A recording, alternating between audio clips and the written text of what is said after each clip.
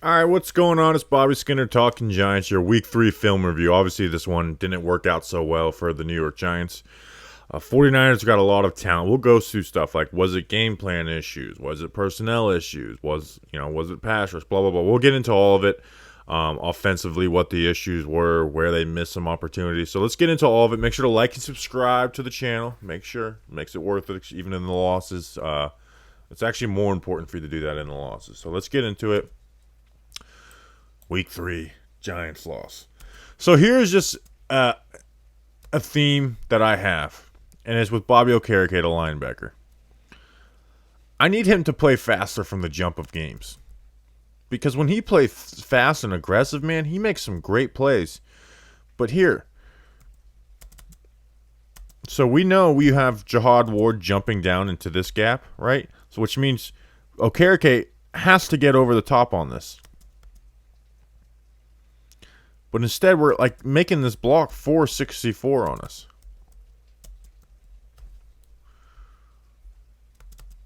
Like that center should not be able to get to you on that. Like you got to know that's not a cutback lane. You got all this taken care of. You just got to get over the top, and instead he's kind of slow playing it.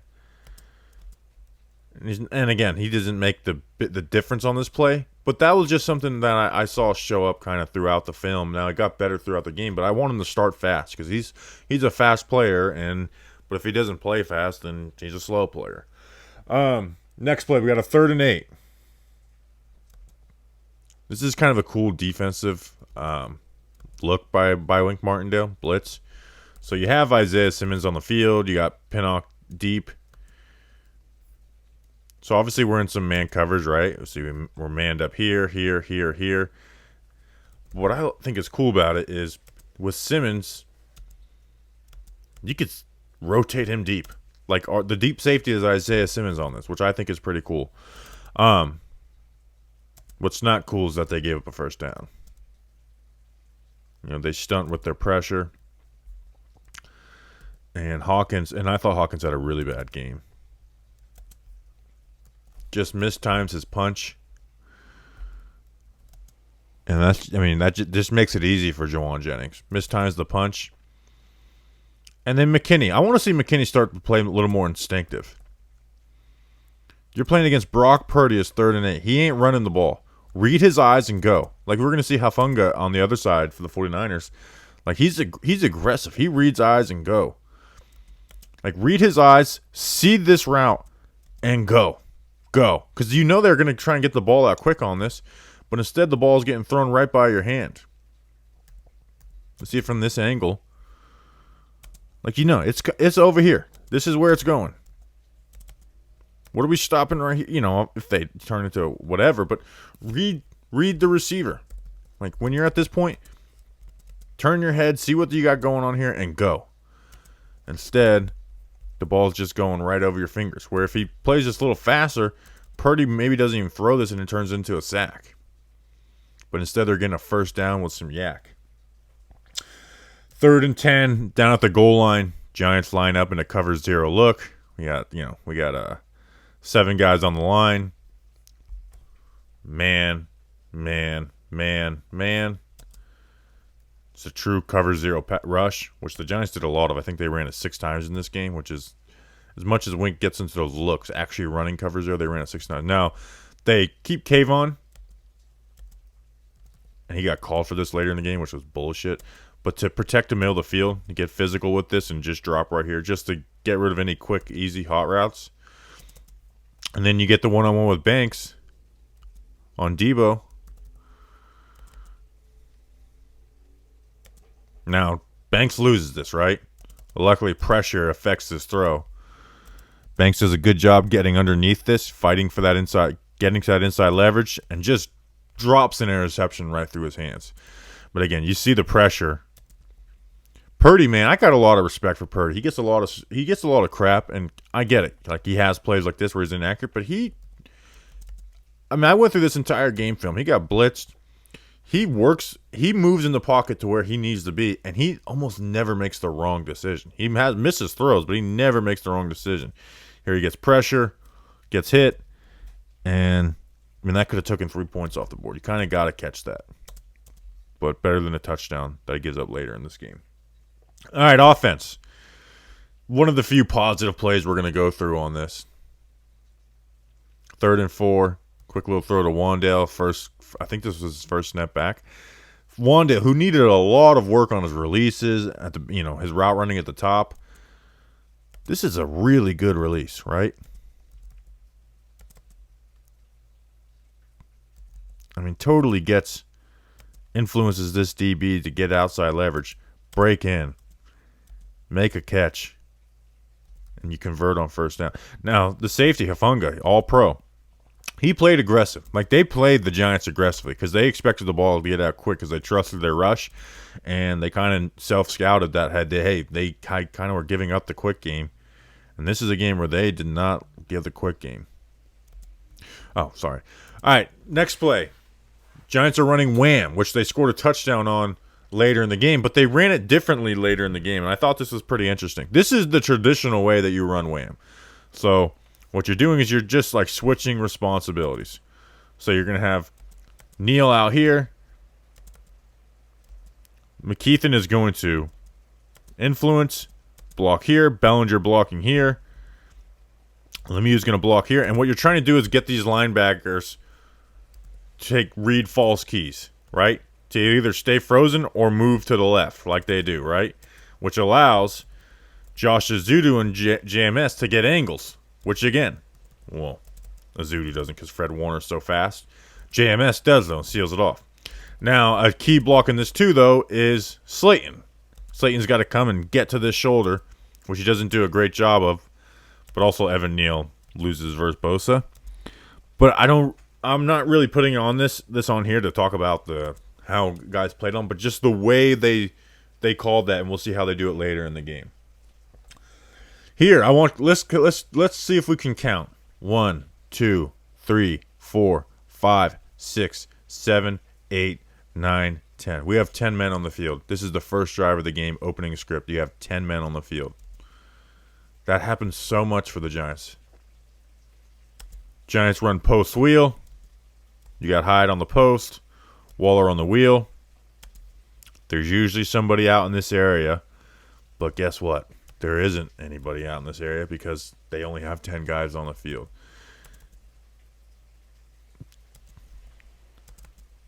'49ers do a good job passing this off. So DJ scrambles, gets it off to Brightwell. Good stuff. Good feel for Brightwell, too.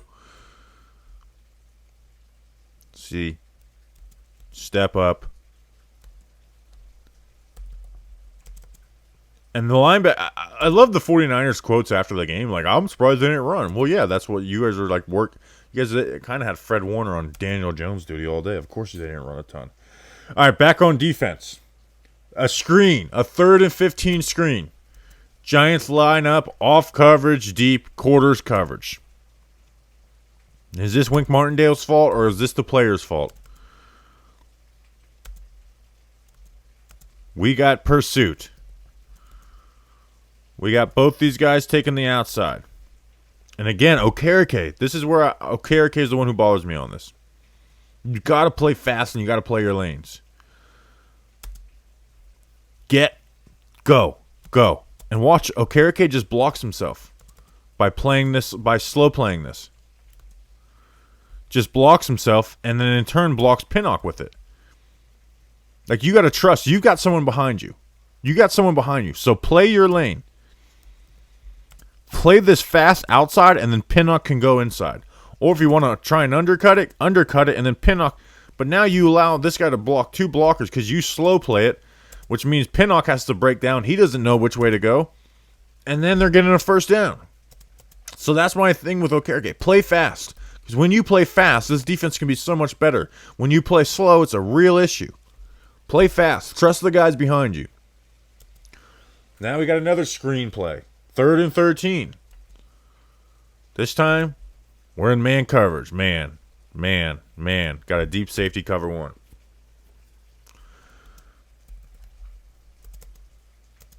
They run Debo away from it. They get their guys out there. Isaiah Simmons gets held on this. And again, Okereke playing slow. Like, what's this little... watch this hesitation right here. Just scream over the top, man. Just go. Go. You don't need to take on this block and hope be afraid that McCaffrey's going to cut it up inside. Just go. And they convert a first down. So, Giants played it two separate ways. One, man coverage, and then one, quarters drop off, guys. And they both gave it up. I think it's more about player execution than it is scheme. I'm not blaming Wink Martindale for that. Even though when they line up in those cover zero looks is when they have been susceptible to those screen plays. This wasn't that. Like, when you do line up in those when you do line up in looks like this, it makes you way more susceptible to screens because guess what? These guys got to start running backwards. But that wasn't what either one of those plays were. Now we have another third down. Again, cover zero, getting aggressive. We got on Wink for playing soft against the Cardinals. We get aggressive versus the 49ers. I like it. But again, when you get aggressive, guys got to execute. So we're rushing. We've got a free rusher because we're rushing one more than they have blockers. We got man.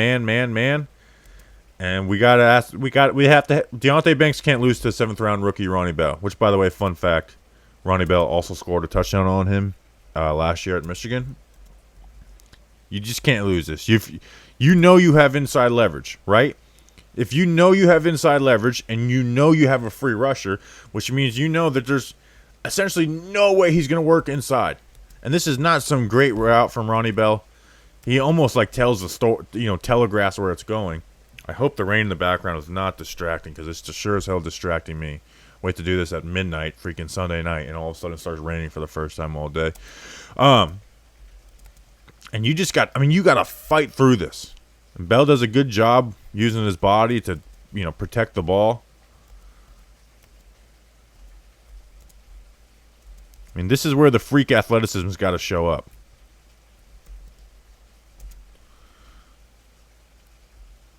A good job trying to go for that ball. Maybe break arms off. I don't know. I'm not a DB coach. But at the end of the day, I'll just keep it simple as Deonte Banks, you're a first rounder. Ronnie Bell's a 7th rounder. You got to win that. Especially in man coverage, which is supposed to be your calling card. All right, next play. We are back on offense. This is the Bosa sack. I did a separate breakdown on this. Even if Bosa doesn't get this sack, this is not going to be a great play. You're going to throw it to Shepard. They've got Waller covered. Here's where the conversation around this is like, well, you can't ask Bellinger to block Bosa. Yes, you can. Because it's play action. You're not asking him to just block him straight up. So you can. But what you can't do is have this alignment outside of the hashes. And to me, I think this was, like, I don't know what, if they were expecting Bosa to line wide or what, but I don't know if this was how they drew it up or what, but to quote Bill Belichick, you're either coaching it or you're allowing it. You can't, there's nobody in the world who can make this block from this alignment, and Bellinger needs to switch his feet. There's just no one, because one, you're running from this way, so what is Bosa is reading? Neal. So when Neal steps away, of course, that's an impossible block. There's nobody on earth who can make that block. And you're lined up past your goal line. You know Bosa's hunting for blood. You just got to know. You got to line Bellinger down here. That's what, and even then it's dangerous, right? You gave up a sack like that versus the Cowboys. But you have to have him aligned right here.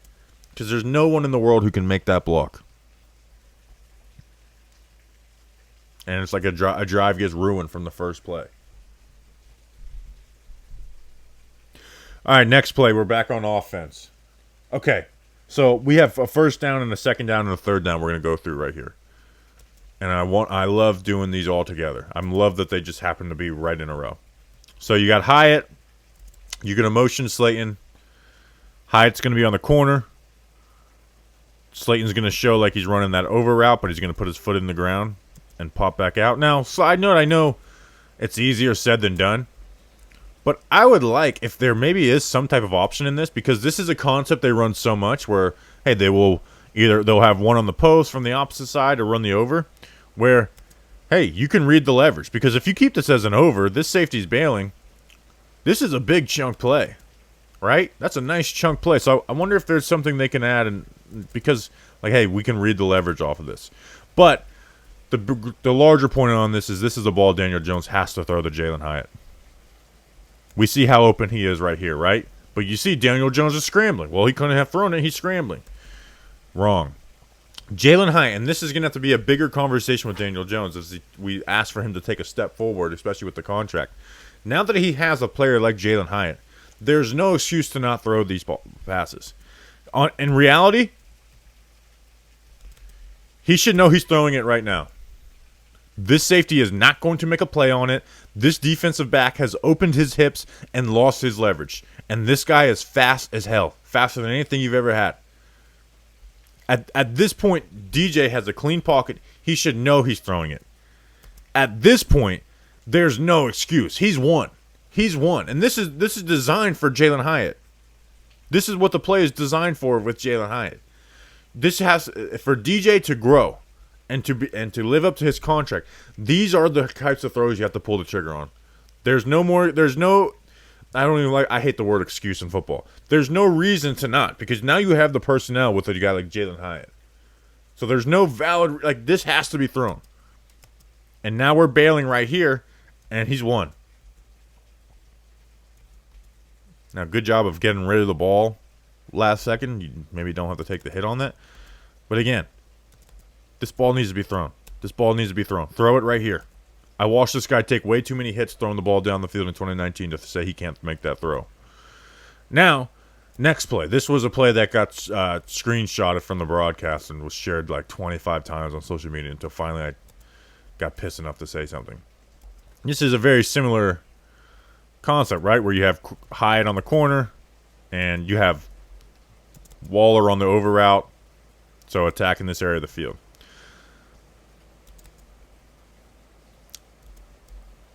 Hyatt has to fight back for outside leverage, and he's got this man stepping with him. And you have Hufanga, who's a good safety. Bailing on this. And at this point, because of this, DJ slides in the pocket. And you've got Hyatt running for the corner. And this is where the screenshot was shared. It's we'll throw this at the sideline. Well, one, he's not running at the sideline. He's running towards the corner. And you have a all-pro safety in Hufanga he's all-pro for making plays. This is not a throw. Now, you have a conversation. This could be a downfall of Daniel Jones for not having the Patrick Mahomes, Josh Allen arms, because these guys maybe can make this throw and pull the trigger on this throw.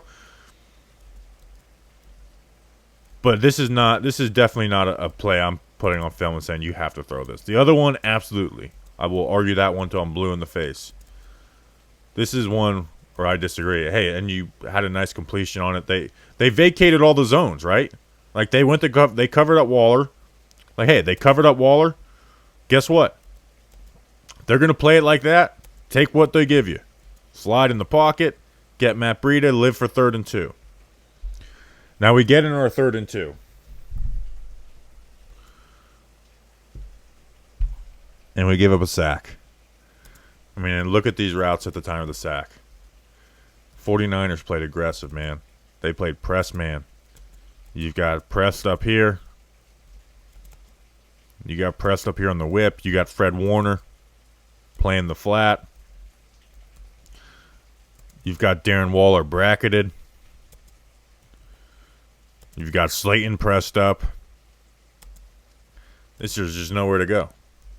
And on top of that, you've got Shane Lemieux allowing a very, very quick sack to Hargrave. And you got to punt the ball on a 3rd and 2. 49ers with the ball back. Just want to shout out Pinnock on this. This is the type of energy we need to play in the run game. And honestly, I'm very disappointed in the DBs in the run game. I thought they were honestly more responsible for some of the bigger runs the 49ers had than anybody else. But watch Pinnock just crash through this. And funnels everything back inside and allows Okereke to play fast. See it from the other angle. Ward is playing his gap. Forces the running back to bounce in. You got Dex doing here. Everyone's doing their job. And Okereke coming fast, Phil. Now misses the tackle, but Leo's there to clean up. Nice job. I just wanted to shout out Pinnock on that. All right, we're back on offense. 3rd and 2. All right, if you guys watched it last week, there was that mesh play where I said I hate this play call. Well, guess what? The Giants ran mesh the way they ran it last year, and it worked. This is a 3rd and 2, and you have all the ingredients that they have, right? Now, mesh usually means these two players right here are both going to run these drag routes, and they're going to cross up. But you're facing zone, which means they're ready for it. You have Darius Slayton on the sit route and in man coverage, but they're in this zone where, hey, you got the middle of the field who's watching Jones to make sure he doesn't scramble, and you have these two players, but it looks like zone even though they actually are in man coverage. So what you do is they're going to get aggressive on that. They know they're reading mesh. Turn these meshes into whips. Whips out, pivot, these little pivot routes. First down. And you keep the rail route to get this defender out here. Like we talked about that. They didn't run the rail route on that. You get this defender out of here. Gives you some space. First down, Giants. I like it. I like it. I like it. I like it. Now we got a 3rd and 3. And again, this shows the... This is, at the end of the half, this shows the little respect the 49ers had for the Giants' weapons. I mean, we're pressed up everywhere. 3rd and 3, we're pressed up everywhere. And DJ's getting hit. Everywhere. Now, Bellinger actually runs the best route on this, right? He plays in this, gets vertical, pushes off. But you got pressure. I really hope the rain is not distracting. If it is, I'm going to be very angry. Next play. You put Brightwell in motion. This is that stick concept that the Giants ran a lot last year. They would use it with Slayton, and then they'd put Saquon in the flat. Well, now you're running it with Darren Waller, who has that gravitational pull, and you don't have Saquon Barkley, who doesn't have a... You have Gary Brightwell, who doesn't. And guess what? They're going to bracket Waller on this. They got their eyes on this. Like, oh, he wants to throw it to Waller. Leave Brightwell wide open. That's something, okay. They put that on film. Teams are going to play it like that. Cool. Let's add that into the game plan for the next weeks until teams start stopping it, and then you can start throwing the stick route to Waller. Next play. 3rd and 7. This is just a mess. You have 8 guys blocking. 8 guys blocking, and look at where we're at. And this is on JMS, like the one guy you have open. 8 guys blocking. You run a 2-man route. I don't understand the design on this, or if it's the receivers that messed up, but you have Hyde who outside releases, Slayton who inside releases, and they're just running into each other. And it's that route that we talked about earlier, the one that DJ should have thrown it on, where it's like Slayton's sticking his foot in the ground and coming out, and then you got Hyde in the corner. Like, are they in the wrong spot or something? Like, I don't know what's going on here. But you can't... If with this alignment, you cannot have one guy inside release, one guy outside release. Especially Hyatt, who's not good versus press anyway, so he's got to widen that release. I mean, that's just a mess. I mean, you can see it like in the immediate pressure. Again, we've got 8 guys staying in. 8 guys. 1, 2, 3, 4, 5, 6, 7, 8. And JMS, we need you to be better than that, JMS. This was his first big test. Didn't play great. Next play, what do we got? This is the touchdown, the wham. So, remember the last time what they did was they had this receiver would come and slam this down, and then you would have Smith, JMS, come and try and seal this off. They run it differently, though. And you would have Azudu come pick this off. They run it differently where Slayton comes and attacks the safety. And then you have the... switch responsibilities here, which creates the crease, right? And I think they might have saw something on tape that it wasn't really influencing the linebackers too much, besides them playing forward, and was just like, hey, we're in the red zone, we're gonna punch it in. So we're gonna say, JMS, instead of trying to seal this off or seal 54 off, you go here. We're gonna put Slayton on the safety, and we just want. Just run through the linebacker's face, Breida. And that's what he does. And they end up scoring a touchdown. So I don't know if they blocked that wrong or if that's just a different way they run it, but I thought it was pretty interesting. Back on defense. Here's where I'm going to criticize Pinnock, playing deep safety. This should be an interception. This is a 3rd down. Let's just see. We got Darnay gets a holding call right here. Wonderful. Welcome back, Darnay. You're blitzing. You're playing cover one. So we got man, man, man, man. The underneath defender and the deep defender. Go. At this point, you know this pressure is coming from this side. You know he's not getting back to this side. You've got to know the quarterback's not getting back to this side. And you've got to read what this is. This is a curl slot fade with Deebo Samuel. At this point, go. Go. Go. And he doesn't actually go until the ball's out. Go. Go. And instead you're barely missing an interception where it should be an interception. Now Darnay holding call would have pulled that back, which is frustrating, but it is what it is. Here's a good play. I know McFadden hasn't got a ton of love on this film review, but he did play well. So 49ers use this surge motion a lot. I think we saw it in the first play of the game where they put Juszczyk in motion and they use him to widen out the edge. Just good job by McFadden reading this. Like, hey, surge motion, this is the gap they want to get to. And he's playing this gap. Play it fast. Make a tackle. But this is a good job on Ward, too.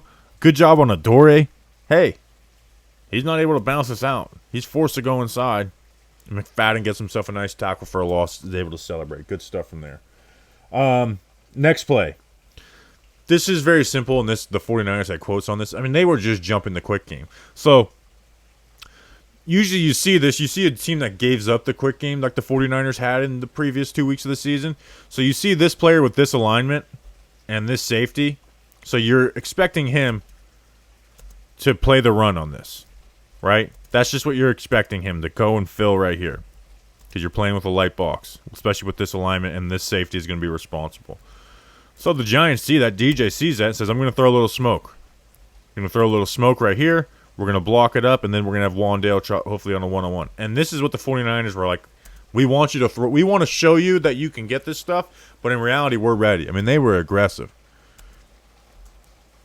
I mean, we've got 3 guys attacking the ball. We're playing outside, filling, and you get nothing on it. Like, just shows the aggression that they were playing with. And then here, it's like the pressure. They put a 7-man protection, right? Giants are running a wave concept, which is like something they love to, something Brian Daboll loves. He ran it a ton at Buffalo, and he hasn't been able to run a ton with the Giants because there's been no success on it because of protection or whatever. And again, look at our quarterback with a 7-man protection. Now, the wave concept, it worked, right? Where you're putting Hyatt on a deep post to clear these players out. And then it's like almost like a deep form of mesh where these 2 players are crossing paths here. And it works. Slayton's got a step. But instead, we've got freaking pressure up the mouth. And DJ gets hit as he's thrown. He has to step up. And again, you got Warner on QB responsibility. I don't know why they didn't run it with DJ. Yeah, dude, because you're like the best linebacker in the NFL. You're fast as fuck. And they had you spying on him all game. Like, QB spies don't even exist in the NFL anymore. They did that. Steps up, gets hit, and not able to deliver the throw. Like, so there's just the protection, man. It really put a damper on anything the Giants tried to get. And this is the last offensive play. This is the 3rd and 11 where DJ's just got to hit Waller. You got these 2 guys clearing out. You put Waller on the crosser. I mean, look at all this separation. Dude's 6'6". Put the ball on him. You're not pressured. This is a first down. The game was still somewhat in reach at this point. You don't have pressure. Look at all this separation. Put this ball on him. Instead, you throw it behind. And I saw people like, well, Waller can go up and play it. You know what it means to gather? To have to gather? Okay, this is not a throw you can gather. Maybe Waller can make this throw or catch 5 times out of 10 or something. But you know what Daniel Jones can do, who's an accurate quarterback? Hit the 6'6" target who's got freaking 4 yards of separation. You have to hit that type of stuff, man. Especially in a game like this. You had no room for error. No margin for error. And I know it sucks. It sucks to have to play a game where you have no margin of error. But you got to take what's there. And that was a layup that got missed. Last play, cover 0 touchdown to Deebo. You've got Adore with inside leverage here. They know it. We're blitzing everybody. And Deebo's going to work this little sluggo route. Try and get Adore in. Adore plays this fairly well, right? And Deebo just beats him. And this is a great throw by Purdy. I mean, this is where it's like, I get Purdy's not like the best in the NFL, but I don't know how you don't have respect for this guy when he's got this pressure coming down the pipe and delivers throws like this. Like, seriously, dude's about to get crushed by 3 different players. And he puts this, I mean, perfect. I mean, puts it away. And he puts the game away, too. So, a little quicker film review than usual. Hope you guys enjoyed it. And I really hope, I mean, the rain is freaking coming down. I'm really bothered that anyways, I appreciate you guys. Like and subscribe.